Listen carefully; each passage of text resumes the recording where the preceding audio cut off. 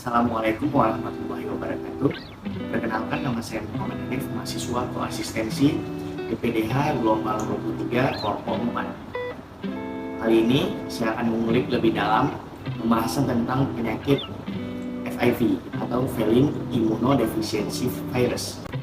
Baik, pokok pembahasannya di sini akan saya bahas tentang pokok pembahasan. Yang pertama ada etiologi, yang kedua sinyalemen, yang ketiga diferensial diagnosa, yang keempat diagnosa, yang kelima pengobatan dan pencegahan, keenam edukasi klien. Untuk etiologi sendiri, infeksi retrovirus yang menyebabkan penekanan bagian kekebalan pada kucing. Virus yang sama dengan HIV, agen penyebab AIDS pada manusia. Infeksi Feline Leukopenia virus beriringan dapat meningkatkan patogenitas FIV sendiri. Ada 3 tahap klinis yang umum terjadi. Pertama ada tahap akut, yaitu virus menyebar dari tahap jaringan ke tintah bening dan timus. Kedua, asimptomatik secara klinis, yaitu durasinya bervariasi tapi dapat berlangsung lama bertahun-tahun bergantung pada patogenitas sobat yang menginfeksi dan paparan patogen lainnya. Ketiga, ada stadium akhir, yaitu tanda-tanda klinis mencerminkan infeksi sekunder, neoplasia, mielosupresi, dan penyakit neurologis. Insiden atau prevalensi penyakit ini terjadi di Amerika Serikat dan Kanada, 4-24% pada kucing sakit atau kucing dengan resiko tinggi, yaitu kucing yang bebas atau liar dan kucing jantan. Distribusi di seluruh dunia memiliki prevalensi yang sangat bervariasi dan subtipe mungkin berbeda di wilayah tertentu. Berikut sinyalemen.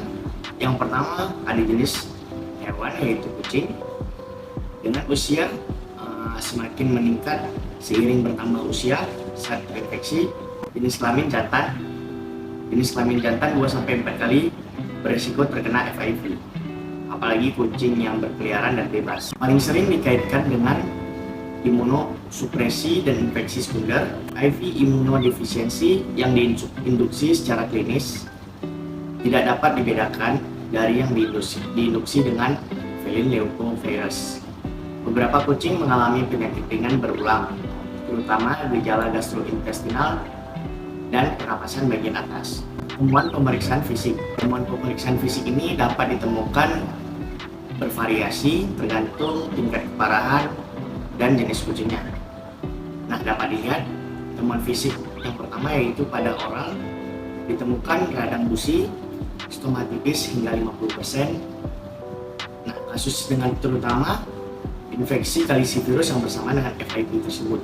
Selanjutnya ada mata, ditemukan peradangan mata khususnya jika bersama dengan infeksi Toxoplasma gondii, glaukoma, degenerasi retina, dan perdarahan.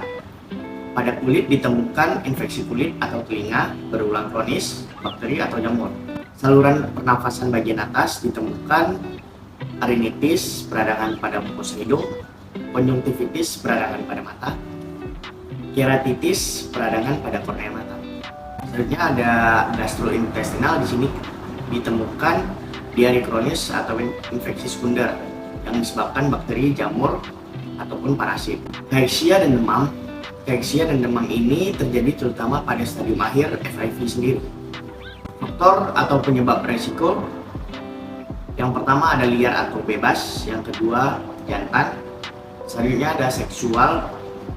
Nah, transmisi horizontal melalui air liur atau darah, biasanya melalui gigitan. Penularan juga terjadi secara transmamari vertikal, mungkin terjadi secara in vitro, tapi jarang secara in vivo.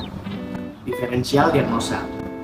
Yang pertama infeksi sekunder, infeksi yang terjadi karena bakteri, jamur, maupun parasit. Yang kedua ada toxoplasmosis. Diagnosa FIV sendiri dapat ditegakkan melalui beberapa tes. Yang pertama ada pemeriksaan darah lengkap, yang kedua ada pemeriksaan urin, dan ketiga ada pemeriksaan lanjutan lainnya seperti di laboratorium menggunakan ELISA dan PCR.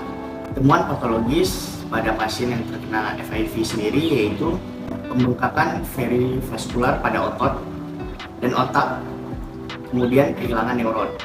Selanjutnya pneumonitis interstitial limfoid, displasia sumsum tulang belakang, dan hiperplasia granulositik. Dan yang terakhir peradangan gastrointestinal. Pengobatan dan pencegahan penyakit FIV sendiri, yang pertama kita dapat menggunakan Zidofudin, yaitu antivirus, dengan dosis 5-10 mg per kilogram berat badan diberikan secara peroral setiap 12 jam. Nah, selanjutnya ada pengobatan dengan IVN atau interferon. Nah, interferon ini dia bertugas menstimulasi jaringan limfoid di rongga mulut. Kemudian ada juga IGV, insulin-like growth factor. Nah, dia bekerja dengan cara memicu peningkatan kerja timus dan populasi limfosit T. Selanjutnya, jika terjadi infeksi sekunder, kita dapat memberikan obat antibakteri dan obat anti jamur. Selanjutnya ada mirtazapin, yaitu obat antidepresan dan menstimulasi nafsu makan pasien tersebut dengan dosis 3,75 mg kilogram berat badan diberikan secara PO selama 3 hari. Selanjutnya ada diazepam antikonvulsan dengan dosis 0,2 mg per kilogram berat badan diberikan secara intravena. Untuk pencegahan penyakit FIV sendiri, yang pertama kita mencegah interaksi antara kucing yang terinfeksi. Selanjutnya kita melakukan karantina pada kucing baru sebelum dimasukkan ke dalam lingkungan kita atau ke dalam rumah. Lalu ada menjaga kebersihan lingkungan sekitar dengan pemberian desinfektan, kemudian pemberian vaksin pada kucing yang sehat.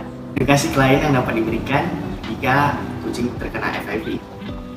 Nah, yang pertama kita menjelaskan kepada klien tentang perjalanan penyakit, termasuk kemungkinan kesehatan jangka panjang dan kronisitas penyakit jika bergejala. Kemudian kita memberikan dan tekankan kepada klien pentingnya menjaga kucing yang terkena FIV sendiri, serta kucing yang belum terkena di dalam rumah untuk mencegah virus itu tertular terhadap kucing yang belum terkena FIV. Baik, hal-hal lainnya yang perlu diperhatikan jika kucing atau hewan lainnya terkena FIV sendiri. Yang pertama, kucing yang terkena FIV disarankan agar disteril untuk mengurangi stres yang terkait dengan estrus dan mengurangi perilaku berkeliaran dan agresifnya. Lalu ada beberapa obat yang mengalami kontraindikasi. Yang pertama, glisefulvin dapat menyebabkan neutropenia yang parah sehingga memungkinkan infeksi sekunder yang mengancam jiwa pada kucing yang terkena FIV sendiri. Selanjutnya, FIV juga menyerang saraf pada kucing sehingga dapat menyebabkan kejang-kejang pada kucing. Baik, terima kasih. Sekilas pemaparan dari saya tentang penyakit FIV atau feline immunodeficiency virus. Sekian, Assalamualaikum warahmatullahi wabarakatuh.